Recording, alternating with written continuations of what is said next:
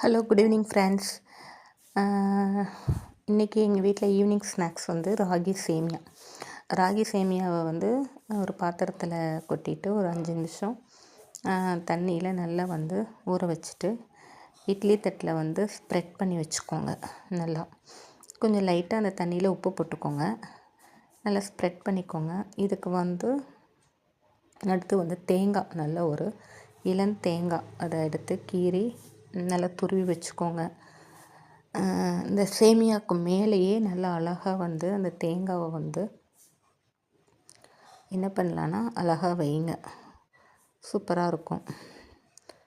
ஓகேங்களா? அந்த தேங்காவை சுற்றி வச்சிங்கன்னா அந்த ராகி சேமியோட அந்த தேங்காவும் சேர்ந்து நல்லா வெந்து வரும் பாருங்கள் ஃப்ரெண்ட்ஸ். அவ்வளோ ஒரு மனம், வீடே மணக்கும் அந்த ராகி சேமியா.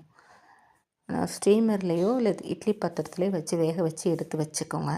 நான் இட்லி பாத்திரத்தில் வச்சேன். உங்கள் வீட்டில் என்ன இருக்கோ நீங்கள் எடுத்து வேக வச்சு மாற்றி வச்சுக்கோங்க. வேறு பிளேட்டுக்கு ட்ரான்ஸ்ஃபர் பண்ணிவிடுங்க. ட்ரான்ஸ்ஃபர் பண்ணதுக்கப்புறம் நெக்ஸ்ட்டு உங்களுக்கு நாட்டு சக்கரை பிடிக்குதுன்னா நாட்டு சக்கரை ஆட் பண்ணிக்கோங்க. இல்லை வெள்ளை சுகர் பிடிக்குதுன்னா ஒயிட் சுகரை வந்து ஆட் பண்ணிக்கோங்க. எங்கள் பாப்புக்குட்டிக்கு ஒயிட் சுகர் பிடிக்கும், அதனால் ஒயிட் சுகர் நல்லா ஆட் பண்ணிட்டேன். அவங்கவுங்க சுகருக்கு தகுந்த மாதிரி ஜீனியை ஆட் பண்ணிக்கோங்க. கம்மியாக வேணால் கம்மியாக, அதிகமாக வேணால் அதிகமாக.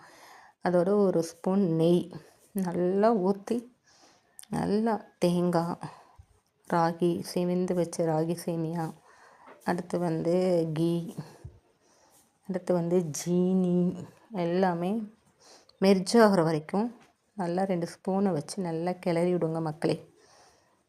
அடுத்து கிளறிட்டே ஒரு 1 மினிட் நல்லா கிளறுங்க.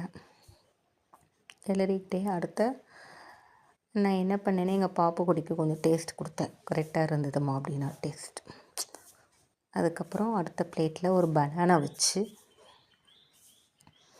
நீட்டாக எங்கள் பாப்புக்குட்டிக்கும் நானும் நல்லா சாப்பிட்டோம். வாங்க மக்களே, சுவை